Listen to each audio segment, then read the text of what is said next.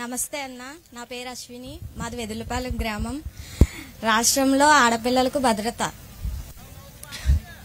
బాబోయ్ చాలా చోట్ల గ్యాంగ్ రేపులు పాయకరపేటలో ఈ గతంలో ప్రేమదాస్ అనే ఒక వ్యక్తి 17 మంది అమ్మాయిలను రేప్ చేసి మానసికంగా వేధించాడు. నేను ఒక కాలేజ్ స్టూడెంట్ని. ప్రతిరోజు కాలేజ్కి బస్సులో వెళ్ళాలి. బస్సులో వెళ్లే మార్గంలో ఆవతాపులు వంకర చూపులు చూస్తూ నాలాంటి విద్యార్థులను చాలా విధాలుగా ఇబ్బంది పెడుతున్నారు.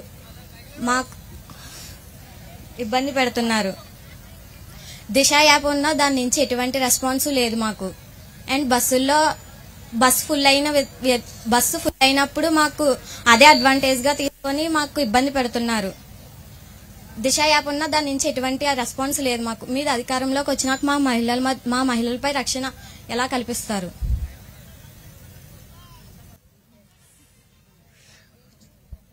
అమ్మా చెల్లమ్మ, అసలు దిశ చట్టమే లేదు, మీకు తెలుసా? చట్టమే లేదు. మాయ మాటలు చెప్పి చట్టాలు చేస్తాం కదా, అమలయ్యే చట్టాలు చేయాలి. విచిత్రం ఏంటంటే 4 సంవత్సరాలు 9 నెలలు అవుతుంది ఈ ప్రభుత్వం అధికారంలోకి వచ్చి. మొదటి సెషన్లోనూ 2వ సెషన్లో దిశా చట్టం తీసుకొస్తాం, 21 రోజుల్లో ఉరి శిక్ష పడే విధంగా చేస్తానని ఊదరగొట్టింది. ఏమైంది ఆ చట్టం? ఇప్పుడు మాయ మాటలు చెప్పి తప్పించుకుంటున్నాడు. ఇప్పుడు బలవంతంగా యాప్లు డౌన్లోడ్ చేపిస్తున్నారు. ఏమైంది అది? ఇప్పుడు ఎందుకు ఎవరు స్పందించట్లేదు?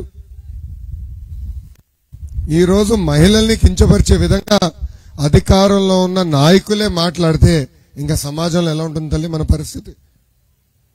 ముందల మహిళల్ని గౌరవించాలంటే మనసులో ఉండాలి తల్లి. సొంత తల్లిని చెల్లిని గౌరవించిన వ్యక్తి ఇంకా మనని గౌరవిస్తారని ఒక్కసారి ఆలోచించమంటున్నాను.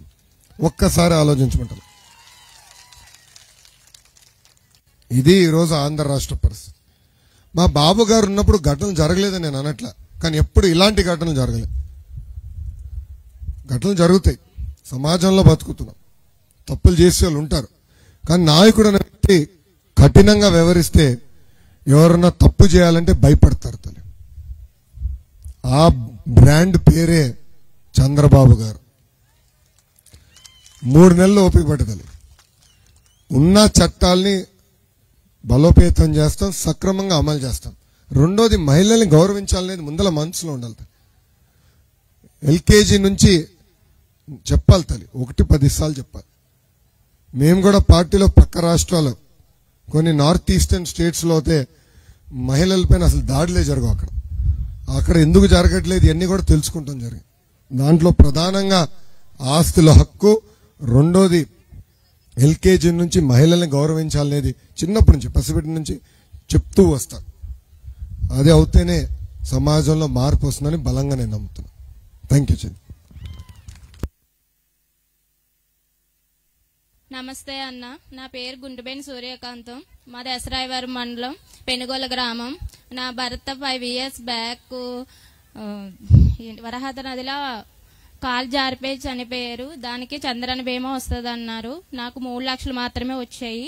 మిగతా అమౌంట్ మాత్రం ఎవరు రెస్పాండ్ అవ్వట్లేదు సార్. అడిగితే ప్రభుత్వం దిగిపోయింది కదా అన్నట్టుగా చెప్తున్నారు. చాలా దిక్కులు తిరిగాం సార్, అన్ని తిరిగేమో. మిమ్మల్ని కలవడానికి ఎప్పటి నుంచో నేను ట్రై చేస్తున్నాను సార్. ఈ అదృష్టం ఈ రోజు దక్కింది సార్. మీకు నమస్కారం సార్.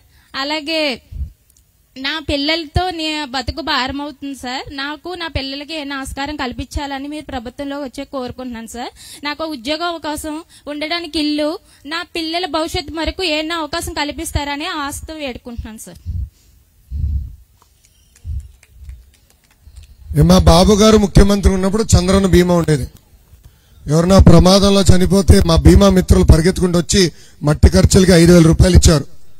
కరెక్ట్ గా 15 రోజుల్లో మిగతా 4,95,000 రూపాయలు ఎవరు ప్రమేయం లేకుండా వాళ్ళ అకౌంట్ లో డబ్బులు పడేది. సహజ మరణం అవుతే 2 లక్షల రూపాయలు వచ్చేది. ఏమా ఇప్పుడు వస్తుందా 1 రూపాయనా? ఊర్లో ఒక్కరికైనా బీమా వచ్చిందా? 3 నెలలు ఓపిక పెట్టండి, మన ప్రభుత్వం వస్తుంది. మన ప్రభుత్వం వచ్చిన వెంటనే మళ్ళీ చంద్రన్న బీమా అమలు చేస్తాము. ముందుగా 5 లక్షల రూపాయలతో మొదలు పెడతాం. రాష్ట్ర ఆర్థిక పరిస్థితి మెరుగుపడిన తర్వాత ఆ చంద్రన్న బీమాని 10 లక్షల రూపాయలు కూడా చేసే బాధ్యత మన ప్రభుత్వం తీసుకుంటుంది. చంద్రన్న బీమా అనేది ఒక పవిత్రమైన కార్యక్రమం తల్లి. నేను ఒక లబ్ధిదారుల ఇంటికి వెళ్ళాను. చెల్లమ్మ చెప్పింది, ఆమె భర్త లారీ క్లీనర్ యాక్సిడెంట్లో చనిపోయారు. చనిపోయినప్పుడు ఆమె ఒక గర్భవతి, 4వ నెలలో 5వ నెలలో ఉండే. అప్పులో పడిపోయారు. అమ్మాయిన భర్త ₹1,00,000 అప్పు చేసేళ్ళారు. అప్పులో అమ్మాయిని పడిపోయారు. ఆమె అప్పుడు ఒకటేనింది, చంద్రన్న బీమా లేకునుంటే ఆనాడే నేను ఆత్మహత్య చేసుకునే పరిస్థితి వచ్చి ఉండేదన్నా. చంద్రబాబు నాయుడు గారు నన్ను కాపాడారు, నా బిడ్డని కాపాడారు.